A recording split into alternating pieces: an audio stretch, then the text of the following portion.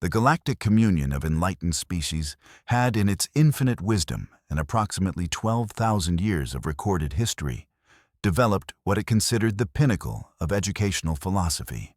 This wasn't your garden-variety schooling system cobbled together by primitive civilizations, still figuring out that hitting children with sticks was counterproductive. No, this was refined. This was evolved. This was the kind of educational framework that made philosophers weep and bureaucrats achieve something disturbingly close to orgasm. The system operated on a principle so elegant it was taught in first-cycle academies across 600 settled worlds. Segregation by capability. Not the crude, barbaric kind that primitives practiced based on melanin content or economic status, mind you.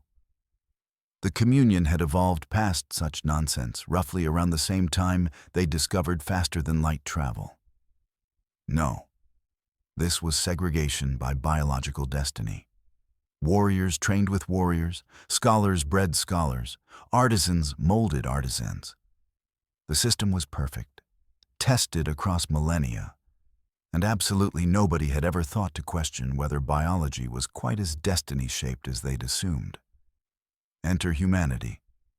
Stage left, tripping over its own diplomatic credentials. The human species had been admitted to the communion approximately 14 standard cycles ago, which in human time translated to about 9 years, which in practical terms meant that most of the galaxy still thought of Earth as that aggressive little marble with the nuclear age aesthetic and concerning amount of weapons pointed at itself. The admission had been controversial. Several council members had argued that any species still working through its pointing missiles at our own population centers phase probably needed a few more centuries in the cosmic waiting room. But humanity had faster-than-light capability, had discovered the communion relay network, and most importantly, had refused to leave the metaphorical reception area until someone filed their paperwork.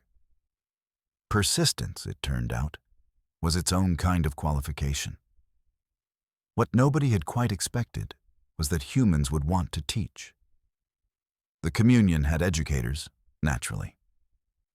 The Scholari of Megran Prime, with their 4 brains and philosophical traditions dating back 6,000 years. The wisdom singers of Teller, who could hold 17 complex theorems in harmonic memory simultaneously. The archive minds of Sector 7, who were literally crystallized information given ambulatory form. These were educators.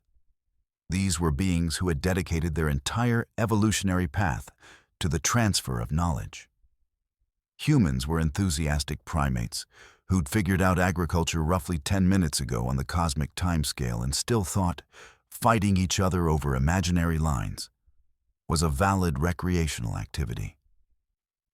And yet, there was Professor Ven Harrow, standing in classroom 7 beta of the Communion Educational Complex on Station Meridian, teaching intermediate xenobiology to a collection of species that could barely agree on what constituted alive versus technically alive versus crystalline consciousness with attitude problems. The classroom itself was a marvel of inclusive design, which was bureaucratic speak for, we tried to make it work for everyone and succeeded in making it comfortable for absolutely nobody. Gravity generators created microzones, accommodating species from 0.4G to 2.8G environments.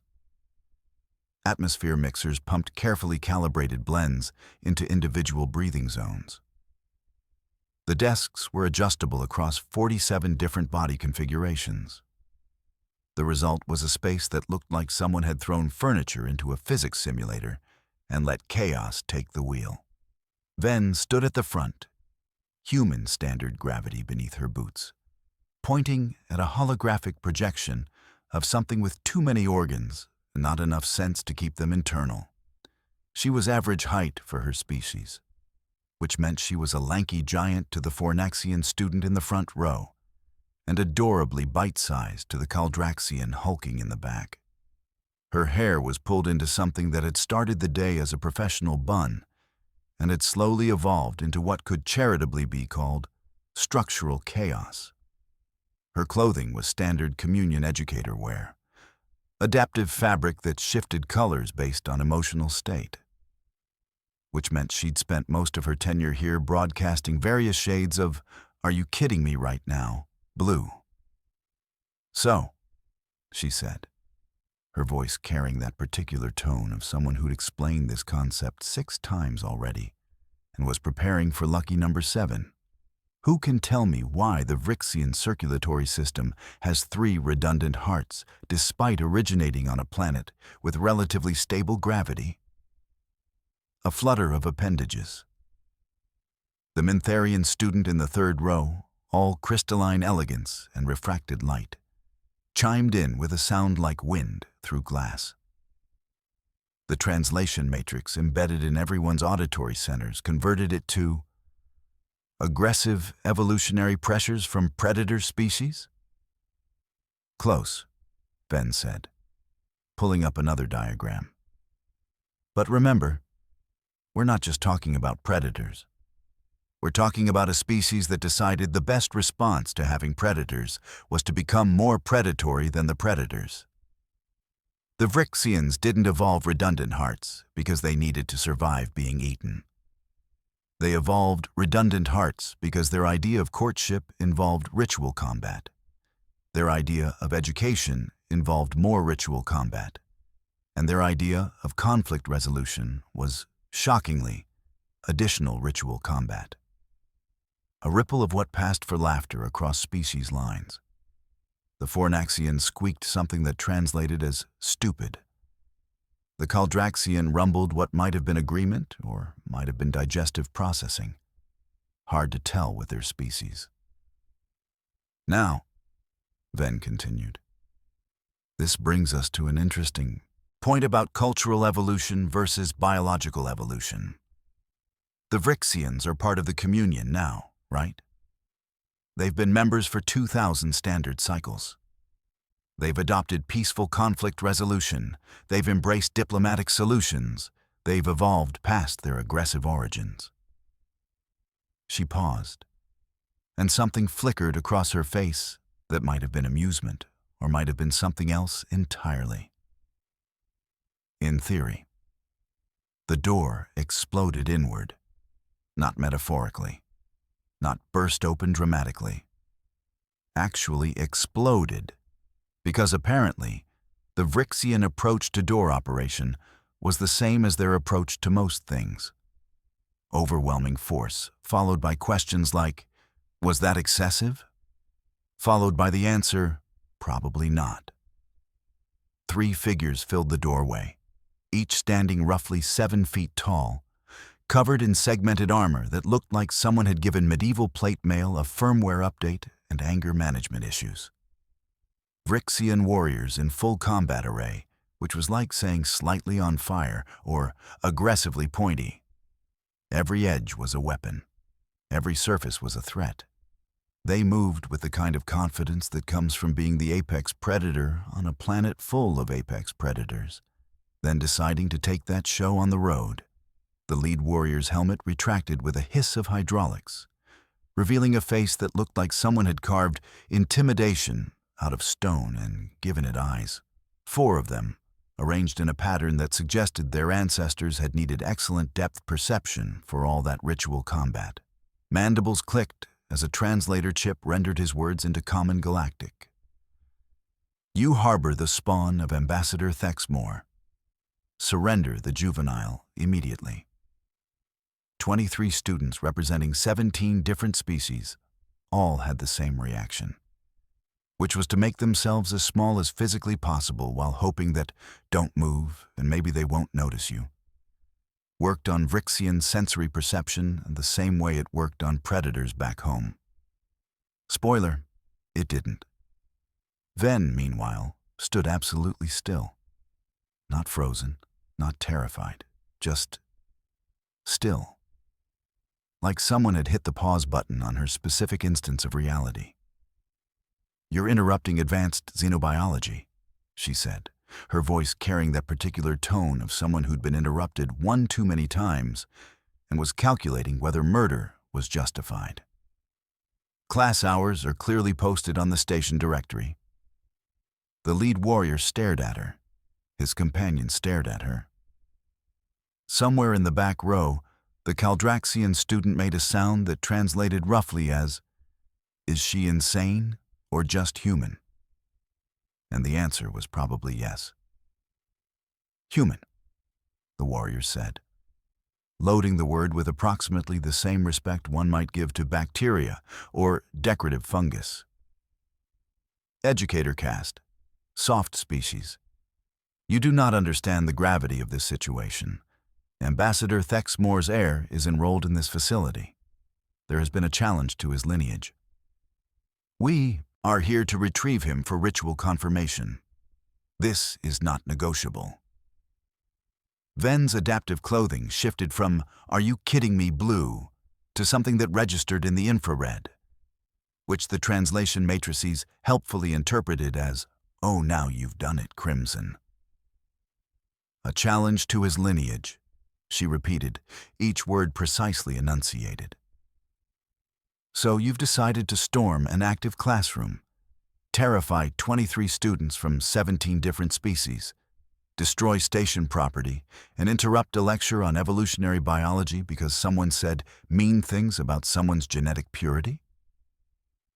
It is ritual law, the warrior said, as if that explained everything.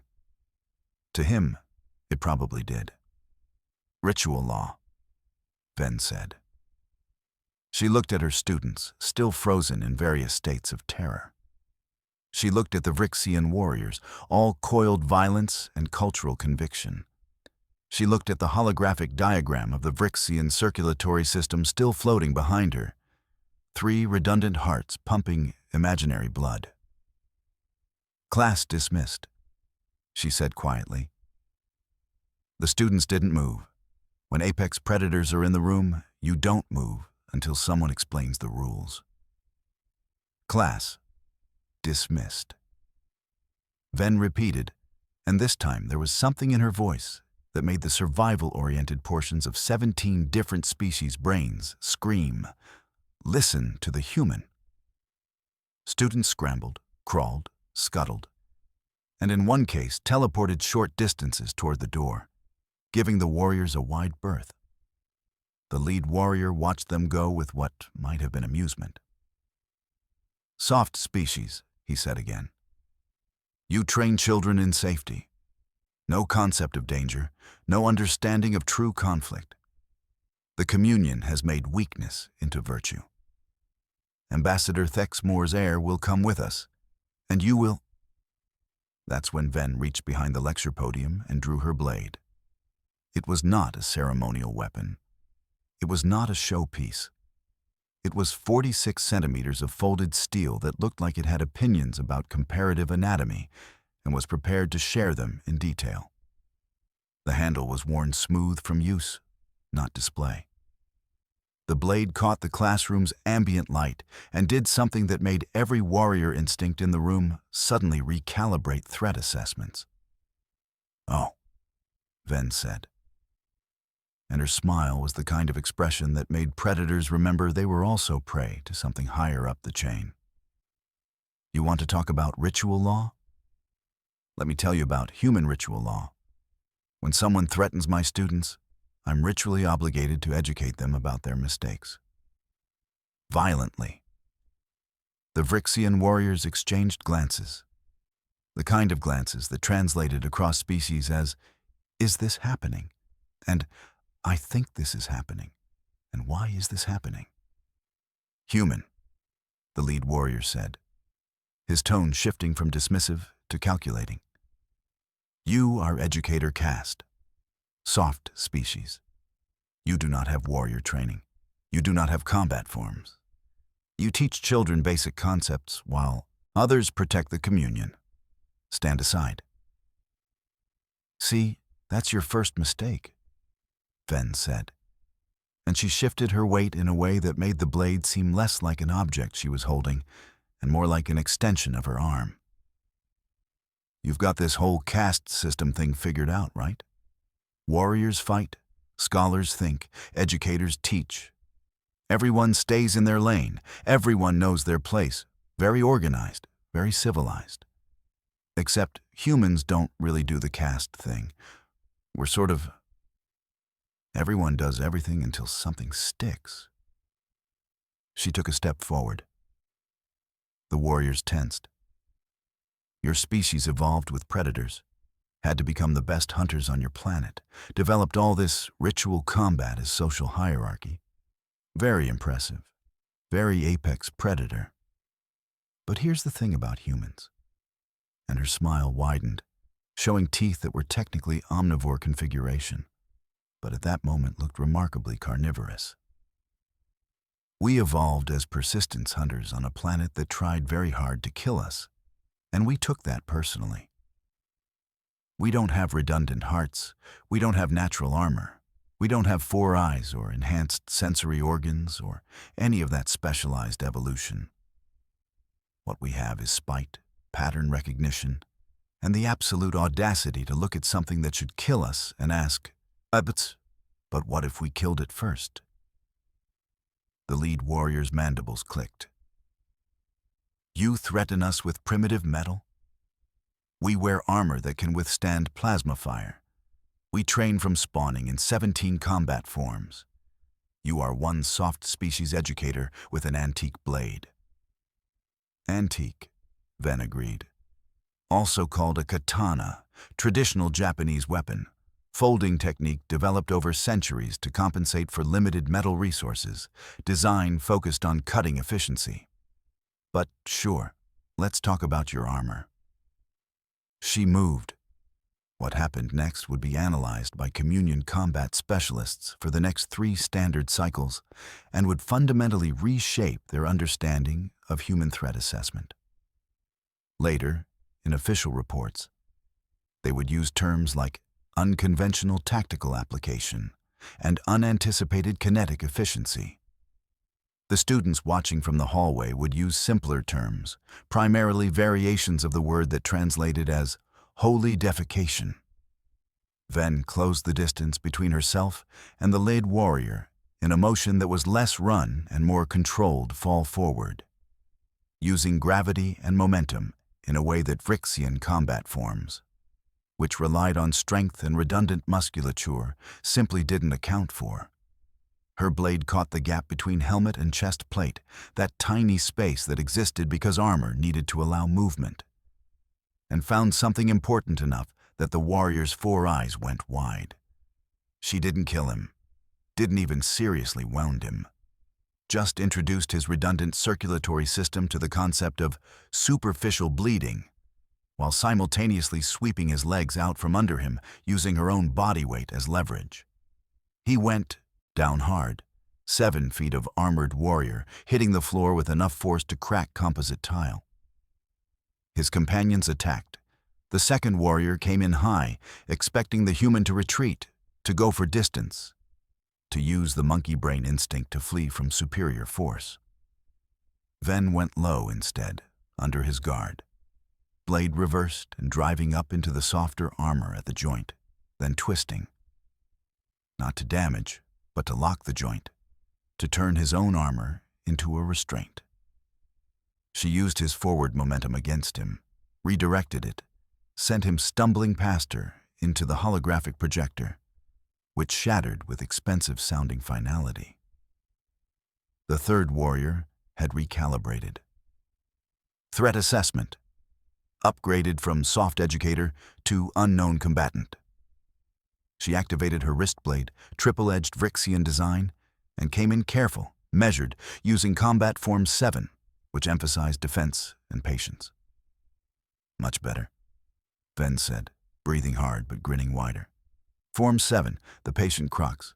Very traditional, very effective. Problem is, I'm not trained to fight Form 7. She shifted her stance, blade angled differently. I'm trained to fight humans. And humans don't have forms.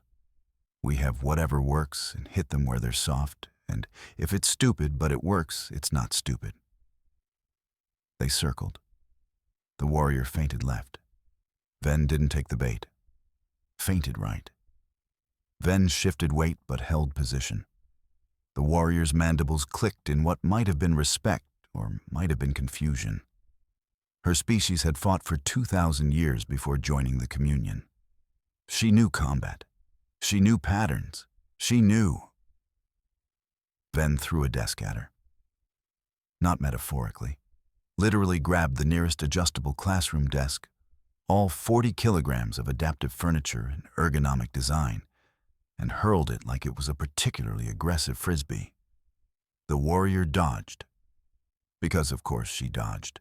She was trained in 17 combat forms, and none of them involved furniture-based projectiles. And that's when Ven closed distance again. Blade finding the weak point at the knee joint, cutting deep enough to make the warrior's leg buckle. 3 warriors down. Time elapsed. Approximately 45 seconds. The communion record for a single combatant defeating 3 armored Vrixxian warriors was held by a Caldraxian champion and stood at 38 seconds. Ven had missed the record while using what amounted to an antique knife and improvised tactics. She stood over them, breathing hard, blade still ready. Anyone else want to discuss ritual law? The lead warrior, bleeding from a superficial wound, but mostly just shocked, stared up at her. You are educator caste. This is not possible. There's your second mistake, Ven said, lowering her blade but not sheathing it. Humans don't have an educator caste. We have educators who used to be other things. You want to know what I used to be before I took this job teaching xenobiology to students who can't agree on what constitutes a proper respiratory system? She walked to her desk, pulled out a data slate, and tossed it to him. He caught it with one hand, mandibles clicking as he read. Lieutenant Commander Ven Harrow, she said, her voice losing some of the manic energy and settling into something colder. Terran Coalition Marines, 4th Special Operations Group. Served 8 years, including 2 tours in the border conflicts, 3 deep space boarding actions, and 1 incident classified under so many levels of secrecy that acknowledging it exists technically violates 4 treaties. I didn't retire because I aged out or got injured. I retired because I was tired of explaining to people why violence was necessary. Thought maybe I'd try explaining to the next generation why understanding each other might prevent the violence in the first place. She sheathed the blade, the movement so smooth it suggested muscle memory measured in years. Turns out, some lessons require both approaches. The students were still in the hallway, watching through the destroyed doorway. The Caldraxian was making a sound that translated as, "I will never complain about homework again." The Mintharian's crystalline structure was refracting light in patterns that suggested profound respect, or possibly fear, or possibly both. "Now," Ven said, walking back to the front of the destroyed classroom, stepping over groaning warriors and broken furniture. "About Ambassador Thexmore's heir. Would that be you, Korvax?" A small voice from the hallway, barely audible through the translation matrix. "Yes, Professor." "Come here, please." A juvenile Vrixxian, maybe 3 feet tall, all gangly limbs and oversized eyes, crept back into the classroom. He looked at the defeated warriors, looked at his professor, looked at the blade still in her hand. "They say there's a challenge to my lineage," he said quietly. "They say I need to prove my heritage through ritual combat. I'm only 12 standard cycles old. I don't know combat forms. I only know biology and mathematics and the quantum mechanics you've been teaching us." Ven knelt down, which put her at eye level with the juvenile. "Here's what's going to happen. You're going to contact your father. He's going to contact his people.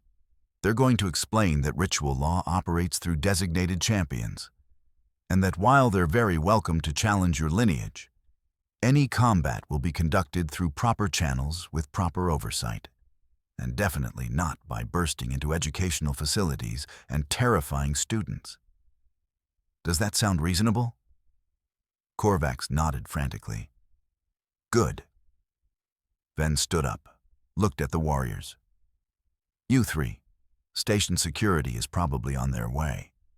You're going to explain that this was a cultural misunderstanding, that you will absolutely pay for the destroyed door and holographic projector and damaged furniture, and that you've learned a valuable lesson about the difference between soft species and species that chooses not to be hard until you give them a reason. Clear? The lead warrior, still on the floor, mandibles clicking in what was definitely respect this time. Clear, Commander Harrow. It's Professor Harrow now. I gave up the rank when I gave up the obligation to solve problems with violence. But I kept the skills, because humans don't really separate who we are from what we were. We're cumulative creatures. We stack experiences like building blocks and hope the structure holds. She looked at her students, still watching from the hallway. Which is why I teach xenobiology. Because if you understand how species evolved, you understand why they think the way they think. And if you understand why they think the way they think, maybe you can solve problems without anyone getting hurt. She paused, looked at the groaning warriors. Usually. Station security arrived approximately 90 seconds later, which was impressive response time considering the station housed 50,000 souls from 100 different species. They were led by a Tellurian commander, all tentacles and professional disappointment, who took one look at the scene and made a sound that the translation matrix rendered as, "I'm too old for this nonsense." "Professor Harrow," the commander said, tentacles writhing in what was either agitation or just how Tellurians stood. Hard to tell. Would you care to explain why there are 3 Vrixxian warriors on your classroom floor? Cultural exchange program, Ven said brightly. We were discussing the practical applications of evolutionary biology. They volunteered to help demonstrate why redundant organ systems are both an advantage and a potential liability in combat scenarios. Very educational. The students learned a lot. The commander's tentacles did something complicated. And the destroyed door? Enthusiastic entry. You know how warrior species are, all that pent-up energy. And your blade? Visual aid. Can't teach a proper xenobiology class without examples of species-specific weaponry and cultural artifacts. The commander stared at her for a long moment. You are the most dangerous educator in this entire facility. And I include the archive mind that accidentally deleted 3 students' consciousnesses last cycle during a particularly enthusiastic lecture on quantum memory. They restored those students, Ven pointed out. Mostly. The commander turned to the warriors. You 3. Medical bay, then my office, then probably a very uncomfortable conversation with your superiors about why you thought attacking a human educator was tactically sound. I don't know what intelligence briefings you've been reading, but they clearly skipped the section labeled, "Humans are nice until they're not," and then they're very much not. The warriors limped out, assisted by security drones. Korvax stood next to Ven, still processing what he'd witnessed. The other students slowly filtered back into the destroyed classroom, crunching over broken holographic projector components and displaced furniture. So, Ven said, brushing debris off her desk and pulling up a new holographic display from a backup projector. Where were we? Ah, yes. Vrixxian circulatory systems, 3 redundant hearts. As we've just demonstrated in practical terms, redundancy is excellent for surviving damage, but doesn't actually prevent the damage from happening in the first place. The evolutionary advantage is recovery, not prevention. This is important because... Professor, the Mintharian interrupted, her crystalline voice chiming with confusion. You just defeated 3 armed warriors in single combat, with a blade, in 45 seconds. And now you're returning to the lecture? Ven looked at her, genuine confusion on her face. Class isn't over. We've still got 30 minutes left. Did you think we'd just waste educational time because of a minor interruption? Minor interruption, the Vrixxian rumbled. She calls ritual combat a minor interruption. It was either that or reschedule, and we're already behind on the syllabus. The Communion Educational Standards Board is very particular about completion percentages. She pulled up a new diagram, this one showing human musculature. Now, let's compare. Humans don't have redundant hearts, don't have enhanced musculature, don't have natural armor or weapons. What we have is efficient oxygen transport, excellent endurance metabolism, and a skeletal structure that's decent at absorbing impact. Not impressive compared to dedicated warrior species. But here's the thing. She zoomed in on the human hand, highlighting bone structure and tendon arrangement. We have precision manipulation, opposable thumbs, fine motor control that lets us do everything from brain surgery to crafting incredibly efficient cutting tools. We didn't evolve to be the strongest or fastest or most armored. We evolved to be the best at figuring out how to kill things better than they could kill us, and then teaching that information to the next generation. The classroom was silent. Not the terrified silence from before. The thoughtful silence of students realizing their professor had just taught them more about evolutionary biology through practical demonstration than 6 lectures of theory had managed. Every species, Ven continued, evolves solutions to their environmental pressures. Vrixxians evolved redundancy and strength because their planet had large predators and valued ritual combat. Humans evolved endurance and tool use because our planet had everything from apex predators to microscopic parasites trying to kill us. And we survived by being too stubborn to die and too creative to fight fair. Neither approach is better. They're just different solutions to different problems. She looked at Korvax. Your father's people value combat prowess because their history shaped them that way. My people value adaptability because our history shaped us that way.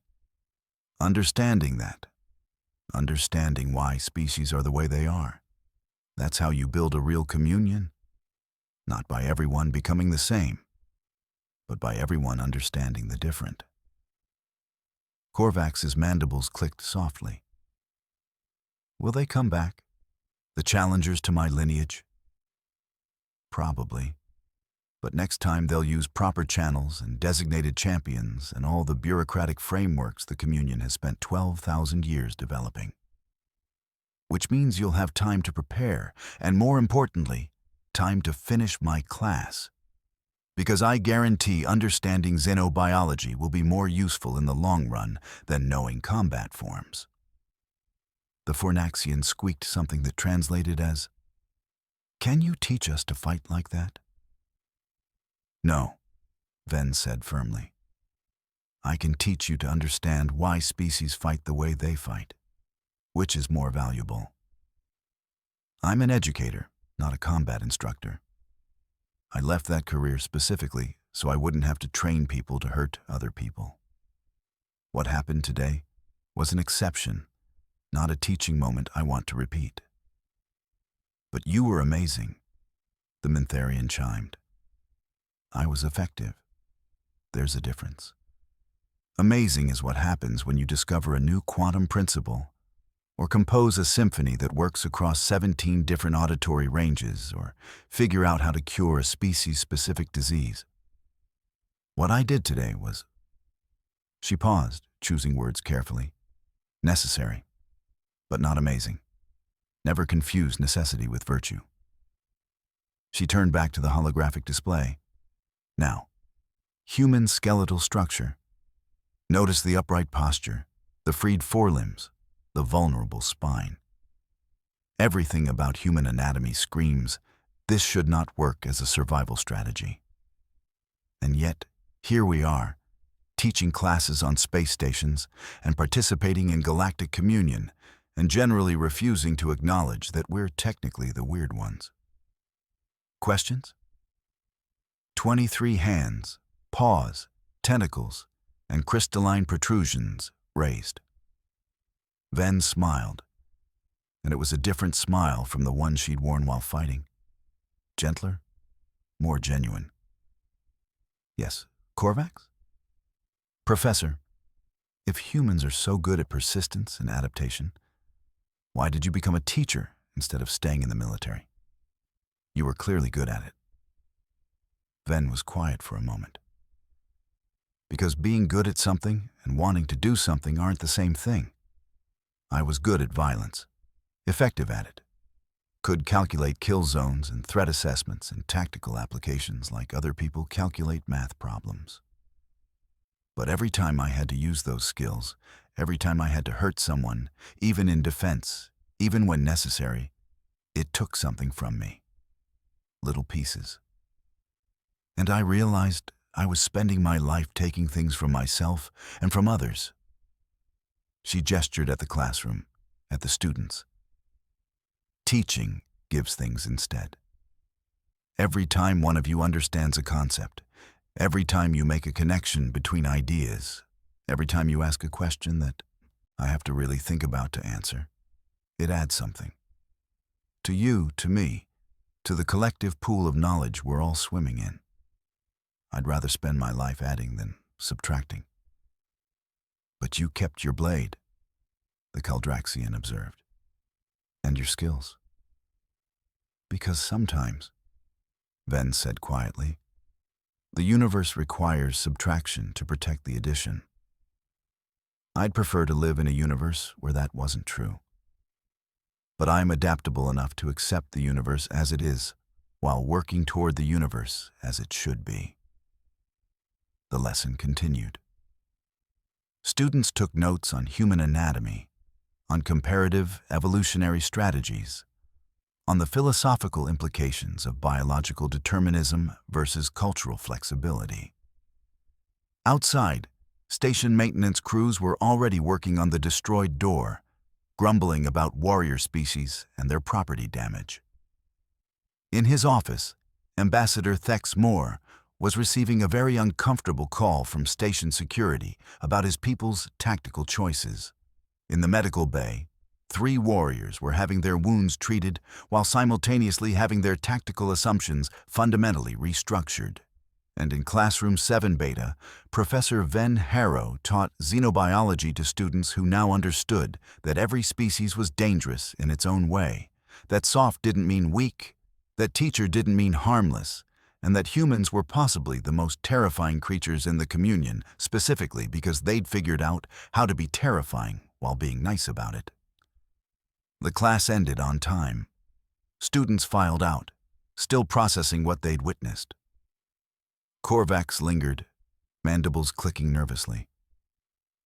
Thank you, Professor, for protecting me. Ven looked at him, expression softening. That's the job, Korvax. Not the teaching job. The being an adult around children job. Every species in the communion has that understanding, even if we express it differently. You protect the next generation so they can grow up to protect the generation after them. It's the one universal constant. Even for warrior species? Especially for warrior species. Why do you think your people have all those ritual combat traditions? They're not about violence for violence's sake. They're about controlled violence, tested violence, violence with rules and structure and outcomes that don't end in extinction. Your people figured out how to channel aggression into survival. That's sophisticated, not primitive. Korvax's eyes brightened. I never thought of it that way. That's what education is for. taking what you know and showing you how it connects to what you don't know yet. Now go on. I've got papers to grade and a strongly worded letter to write to maintenance about response times for classroom repairs. After he left, Ven sat at her desk, surrounded by broken furniture and scattered papers and the lingering smell of adrenaline and fear. She pulled out her gradebook, started marking assignments. Biology exam scores. Mostly passing, a few exceptional. One student who clearly hadn't studied and thought they could wing it based on intuition alone. Her blade sat on the desk, still sheathed now, blade oil carefully applied to prevent rust. An antique from Earth, carried through how many conflicts, present for how many decisions that took pieces away. Now sitting next to exam papers and lesson plans and the mundane debris of education. The door chimed. The Tellurian security commander flowed in, tentacles arranged in what might have been resignation. "I've filed the official report," the commander said. 3 Vrixxian warriors claim they were defeated by an educator in single combat. I've marked it as probable exaggeration due to cultural embarrassment, because the alternative is admitting that one of my educators is more dangerous than most of my security force, which raises questions I don't want to answer. "Appreciated," Ven said, not looking up from grading. "Off the record, Professor Harrow, how many people have you killed?" Ven was quiet for a long moment. "Enough to know I don't want to add to the number. Enough to know that teaching 17-year-old aliens about evolutionary biology is infinitely more valuable than anything I did in the service. Enough to know that every single one of them took something from the universe that can't be replaced.